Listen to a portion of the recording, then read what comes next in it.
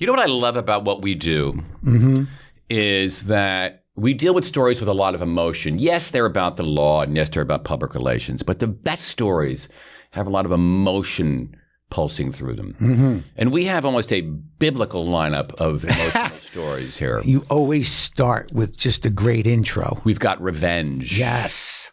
We've got chutzpah. Yes, we do. We've got familial anger. Resentment of the child. Yes. Anger from the father. Shakespearean degrees of fury. Totally. We really have it all. We do. Ladies and gentlemen, from Times Square, New York, we are once again the Entertainment Brothers.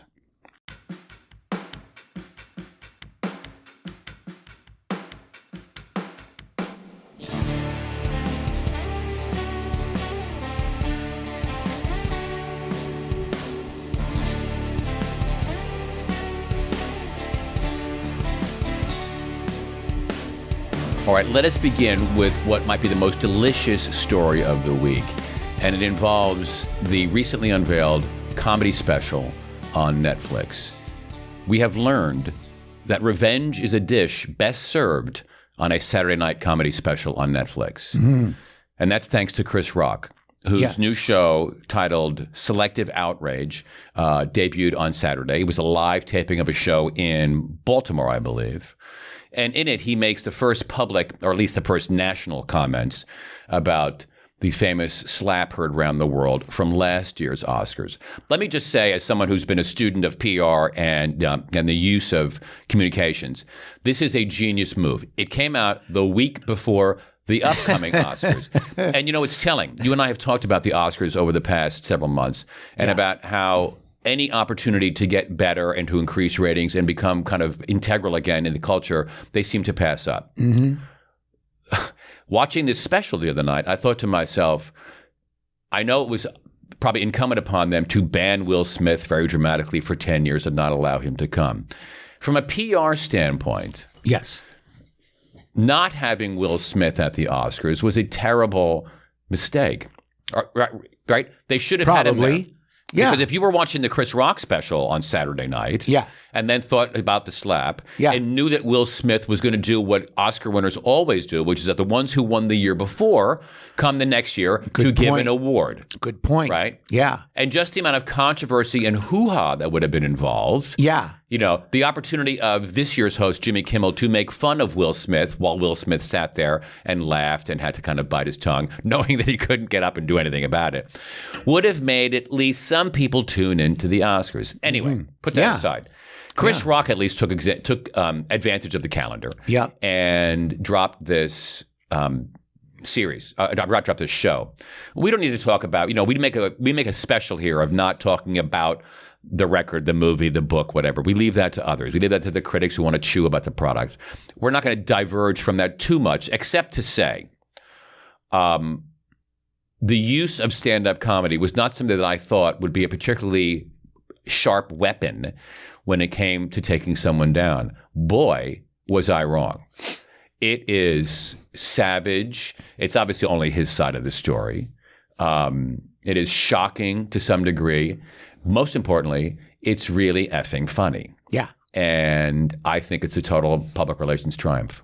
What do you think? Well, I think that he was smart, right? We all knew that he was waiting and that he was going to come out and say something, and he probably was going to say it in his show. He could not. He had to do something. That's Chris Rock. Right. Well, anybody. But if Jerry Seinfeld got slapped, he'd have made a joke about it. But it wouldn't have been as good as Chris Rock. Would have been. Because some of Chris Rock, his whole thing, there is like this undertone of anger and like, what the F kind of thing, right? So the fact that there's one or two of those. So Seinfeld might have made it funny, but come on, not like Chris Rock. So Chris just really used it as an opportunity, as a good comedian does, because you're always looking for material, right? Even if it's based on unpleasant circumstances. Right. And so he took this material and really made it funny and also provocative and also expressed his anger and in fact ended the show with it by slamming the mic down, which I thought was I thought that was the best ending to a comedy show that I've ever seen. Yeah. It's number 1 on my top 10. I thought, to your point, he wove in his own style, his own, which had been consistent throughout his career, that degree of anger and observation, very black-centric, which is, I think, what you're talking about. The last line, we won't give it away, is very much about that. Yeah. And about the violation that Will Smith had committed. And it's funny. And it's funny. It's just, I thought it's a really, really interesting thing. Let's do a little experiment here. Yeah.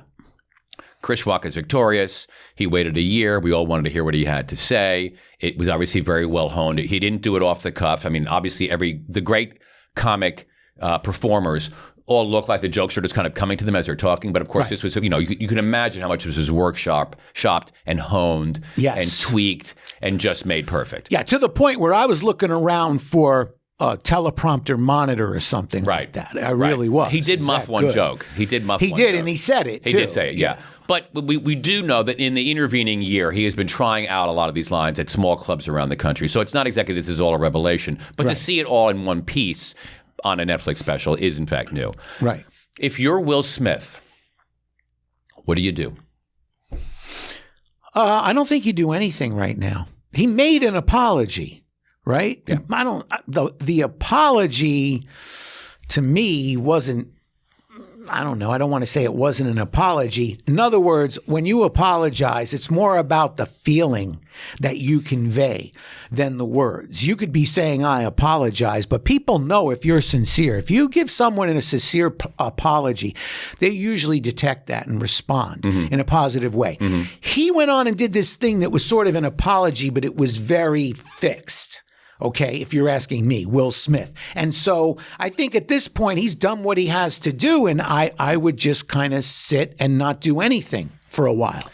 I think a couple of things happened, and some of them might be paradoxical. Obviously, the takedown was savage. In many ways, the things he says on the comedy special were way worse than where he was going during the Oscar commentary. Right? I mean, in the Oscars, he was making fun of Jada Pinkett's hair. Right. He says a lot more stuff about Jada Pinkett in this special. He sure does. Right? Yeah. That you would think if the situation was the same, it would have been more than a slap from Will Smith. It would have been a lot of other things. And he humiliates Will Smith, quite frankly, for his behavior involving his wife and his wife's extramarital affair.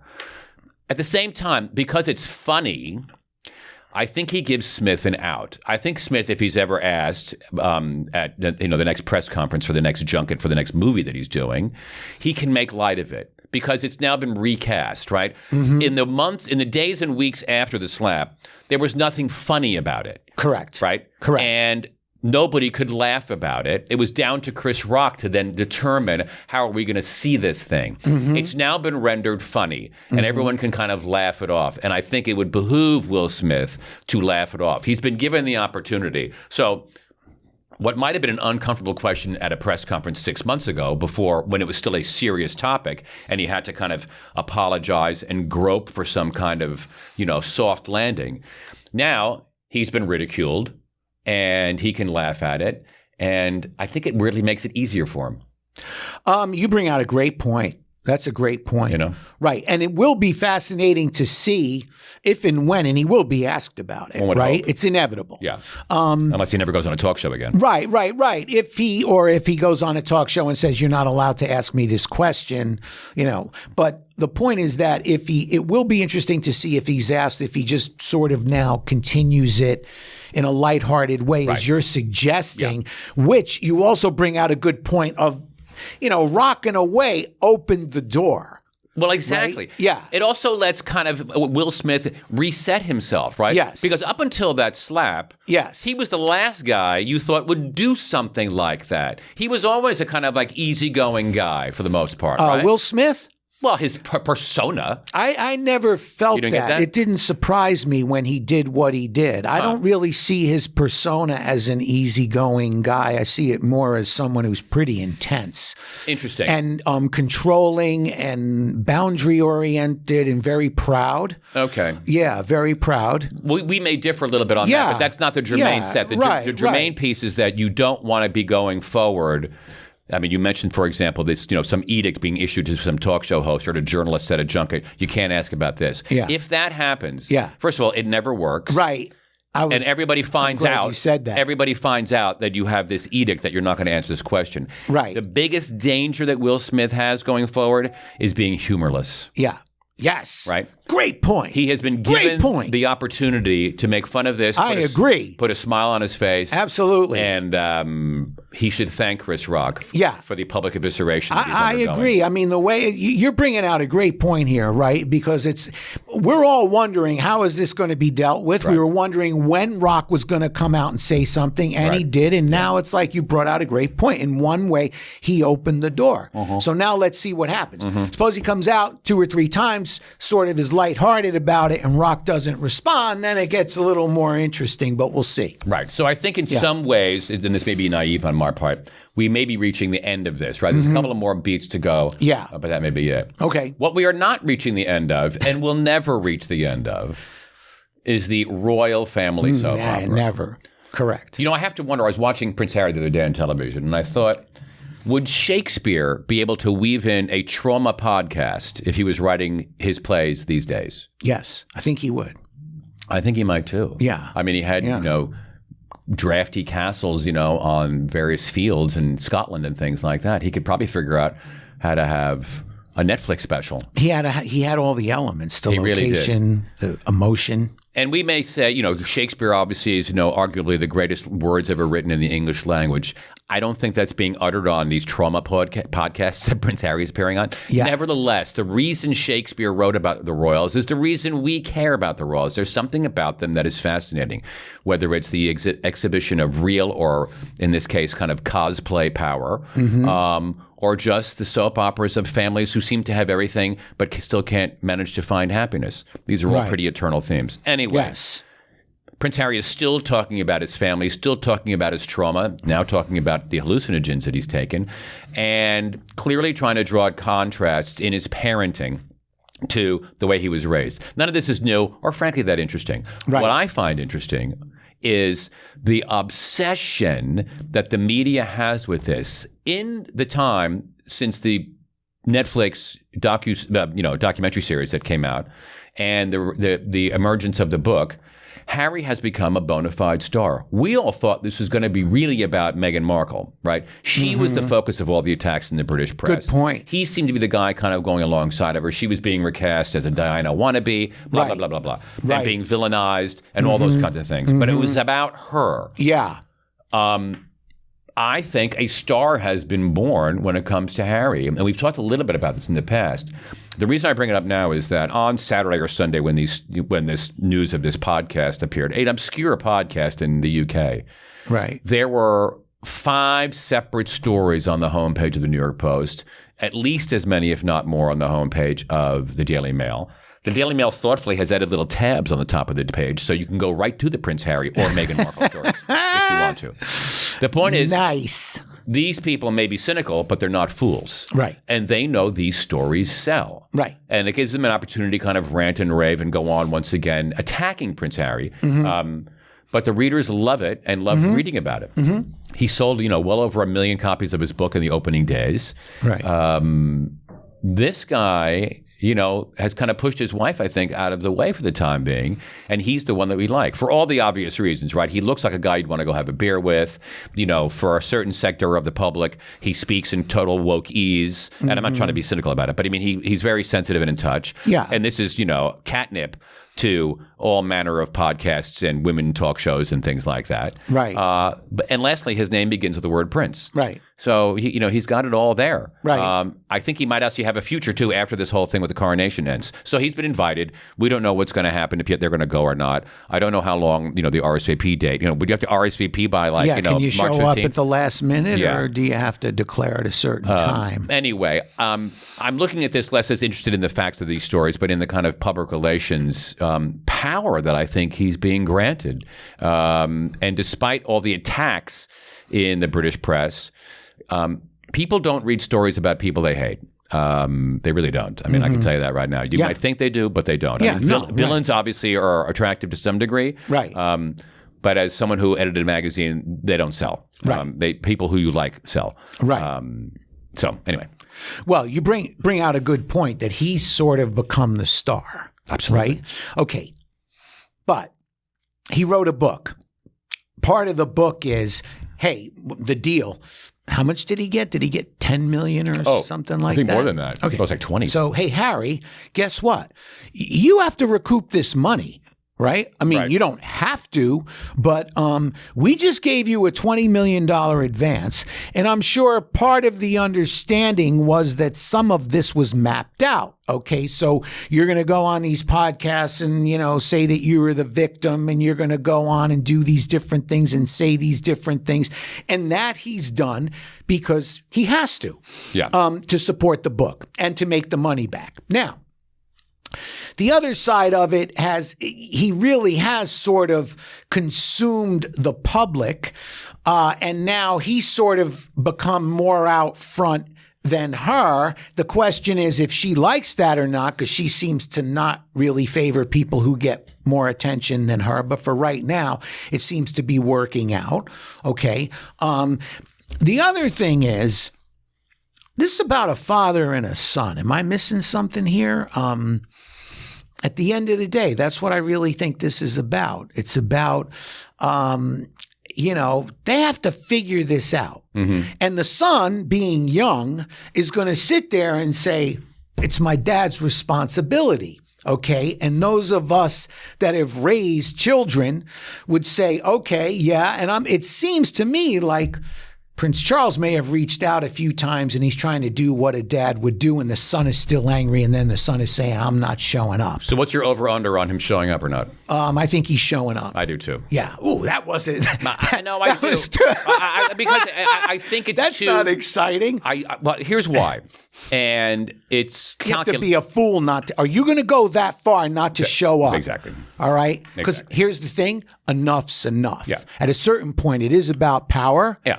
And do you think, let me ask you a question, because I always love asking you questions to get your input, right? I mean, they could shut him down in the U.S. There may be a few people in Harry's corner, but, do you really want to have your father proactively coming after you to shut you down in the U.S.? I think it could be done. What do you mean by shut down? Enough's enough. Like, you're not going to get the same kind of free pass that you've gotten so far, because the father does have friends in this country, and he hasn't activated those relationships to say, I want you to hurt my son. Well, here's what's interesting, I think, and it's along the lines of what you're talking about. I know about this stuff. The British press has tried, and again, Harry has made the allegation that the British press, in cahoots with Camilla and other people in the royal family, have tried to trash Meghan and Harry, and have written terrible stories about him. Mm-hmm. The question is, how effective have those efforts been? I would suggest to you that the sales of these books and the contracts being given to him and the popularity that he has would suggest the efforts are not very successful. People will decide what they want to hear, and the British press is not going to tell them what they ought to think about Prince Harry. However, Harry still needs to put every foot right, and if he doesn't, the public might decide, I don't care what the British press are telling me about you. You not going to your father's coronation after he invited you is pretty shabby, right? Correct. So I think you're right. I think he has proven relatively impervious to the attacks upon him by the British press. But if he does something dumb, British press or no British press, people will say, that's not cool. Your father invited you. And all the chatter that always accompanies this question is like, well, it'll cause all kinds of distraction at the coronation. Give me an effing break, right? They know. It's not like he's going to be walking around in the middle of Mayfair, with people behind him, right? He shows up in his uniform at the event. The TV cameras take account of this. There's some lip reader will be hired by the Daily Mail to figure out what he said to his brother. Of course. The usual BS. Right. And that's fine. Right. And his father will get crowned, and he'll actually attract more viewers to the thing than if he didn't. If he doesn't show, the deafening chatter on every single television station will be, where's Harry, where's Harry, where's Harry? I mean, somebody, if I were doing this, I'd have a split screen of his house in Montecito where he the playground in Santa Barbara where he's taking his kids on the swing while his father's getting crowned. Okay, so the other part of this, right? Again, father and son relationships and family dynamics. Yeah. people who know me closely know I have a lot of history and some expertise in this area, right? So, I don't know how you sit there and tell your kids who are young, we're not going to this because we have a beef with your grandfather, right? Kids don't process like that. No. They're looking at everybody over there saying, wait a minute, this is a big event, Daddy. Why are you not there, right? That's number one. Number two, Harry, I'm just giving you some advice here. Someday, the same way you're having it out with your dad, your kids are going to have it out with you. And then at that point, you may realize, oh man, I didn't go to the coronation. I made a mistake. You don't want to be in that position ever. I agree. I think he goes. Go. Yeah, I think so. Do what you got to do. All right. The last thing we're talking about, we're going from royals to I can't make it American royalty. I can't make a big enough transition. Come on, yes, this is American. Well, okay, royalty. we're going from Harry's mother was Lady Diana. We're now going to Lady Gaga. Wow! It's kind of thin. Wow! Shadow boxing. But this is a fascinating story, and it goes to you and I just had a very impassioned conversation about emotions and about people's own sense of what's right and what's wrong. Yes. So this story is fascinating. Yeah, it really is. So last year, Lady Gaga's dog walker was out with her 3 or 4 dogs, I can't recall exactly, and he was confronted by thieves. He was shot and seriously wounded. Yes. And 2 of the dogs, I think there was 3, 2 of the dogs were stolen. Correct. French bulldogs. Yes. Which, as an aside, have been the subject of other thefts and, frankly, other crimes. And Rampant. even murder. Rampant. Yes, people stealing French bulldogs because they're very rare and they're very expensive. Yeah. So her dog walker was shot and seriously wounded, and the dogs were returned several days later. Turns out that the woman who returned the dogs was peripherally involved with the thieves who had stolen the dogs. At least 2 men have gone to prison for this. One guy being charged with attempted murder and is doing decades in jail. Correct. And another guy who I think is still awaiting sentencing. Right. But Jennifer McBride. Yes. Was someone involved with these thieves. She was charged with several kind of accessory charges and pled guilty to at least one criminal charge stemming from her involvement with these guys. She didn't do any of the shooting. She wasn't charged with attempted murder, but she was charged as being an accessory. She's the woman who returned the dogs. Now, we don't know what the conversations went on. One imagines that she got the dogs, read the papers, saw what happened, got scared, and returned the dogs. Right. She returned the dogs after Lady Gaga had made a reward offer for $500,000 for the return of her dogs, no questions asked. Okay. McBride, despite pleading guilty to a crime of having been involved in this theft, now wants her $500,000 because she had returned the dogs. Yeah. Why? No questions asked. Huh. What do you think of that? I think it takes I think there's a lot of chutzpah flying around here. Absolutely. On the other hand, if I look at the narrow interpretation of what was being offered by Gaga, you got to wonder, maybe she needs to cough up the dough to McBride, even though McBride was involved in the theft of her dogs. First of all right, let's talk about that, because I can jump all around on this, right? But if you want your dogs back and you say, bring my dogs back and I'm going to ask you a couple of questions, well, you're never going to get your dogs back, right? So part of that is to be smart and say, hey, no questions asked, okay?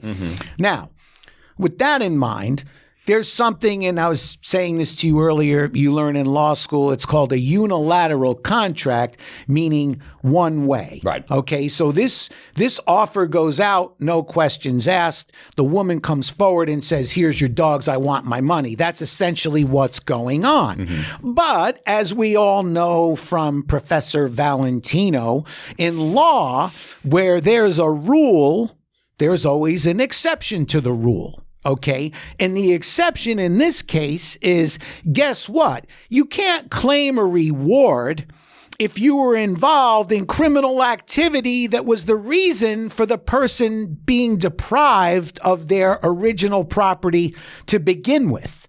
And that's exactly what you have here. The dogs, I believe that McBride was either living with or dating or somehow involved with one or two of the people who committed the actual crime. That is correct. So the law has an expression. You have to have clean hands. When you're asking for a remedy, you can't walk into court and say, my hands are bloody, give me the money. Right? Your hands have to be clean. So if this was a legitimate case and she wasn't involved in this semi-alleged criminal activity, then she might have a better case to say, I want the $500,000. Okay. Now, on a legal front, to take it a step further, these are the cases that the first day of law school, when you're sitting in Contracts 101 with Professor Friedman, very first day, and you have no idea what's going on and you're shaking, right? And they say the word consideration and they say the word offer. And this is exactly the kind of case you get where someone in the 1800s puts an offer in the window and then someone responds and then there's a dispute and they go to court about, well, is this enforceable or not? Right. Okay. And even if the woman who brought the dogs back was not guilty of or allegedly guilty of criminal behavior, Gaga has an argument to say that my offer wasn't specific enough. It was very general. And it has been held by certain courts in certain jurisdictions in certain times that if the offer is not specific enough, that it could be called something that we know as illusory. Puff. Wow. Right? Puff. It doesn't exist because it's not specific enough.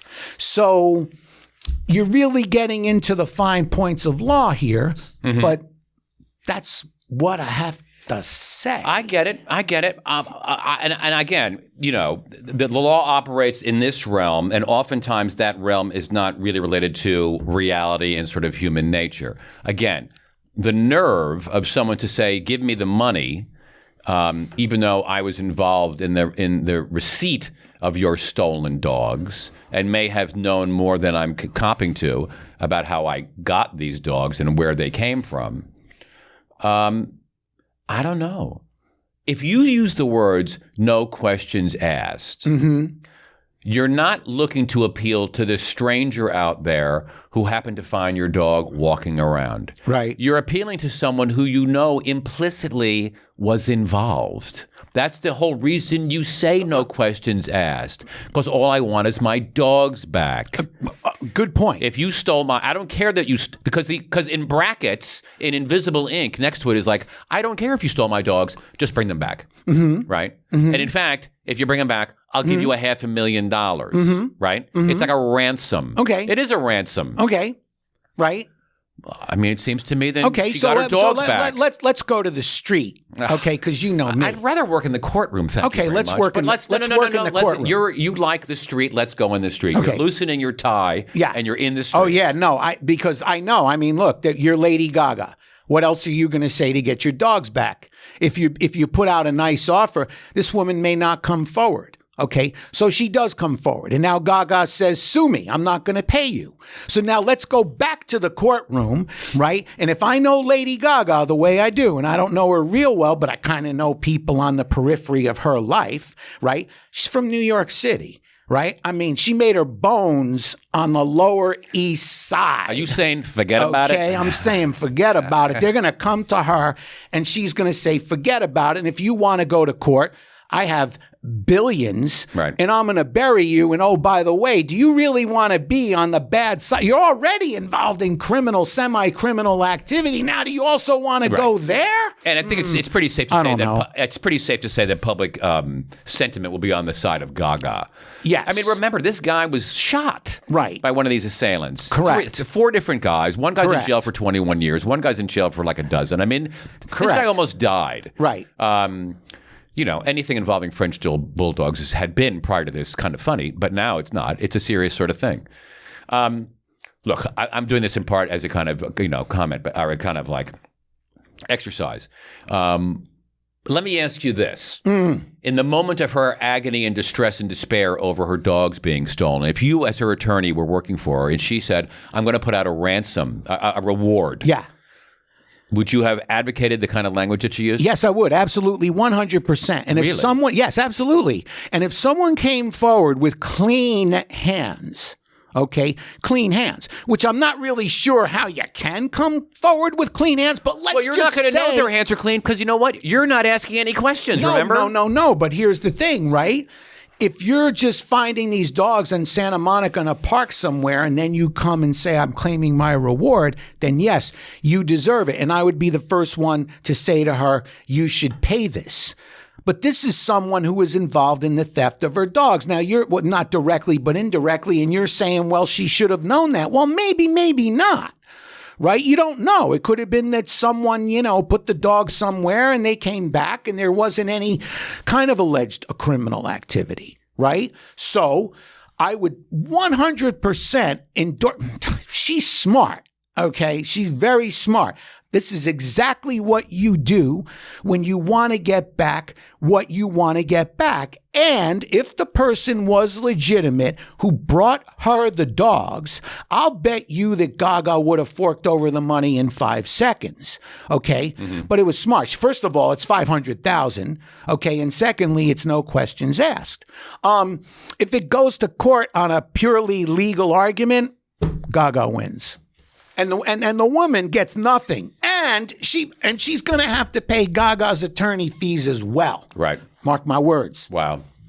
Do they settle? I don't know if this settles because most people will be like, settle. I think Gaga, again. You don't think she'll give her 10 grand and make her go away? She may not. Mm-hmm. She may not. I don't think this is going to settle. I think Gaga would rather spend all the money just to give this woman a hard time. So you're saying that Gaga is... I know I would if it were my dogs. All bark and all bite. That's what I'm saying, Brother Hackett. That's what I'm saying. Well, this dog is going to keep barking until this story is done. We don't know when that's going to be, but we will let you know. Oh, man.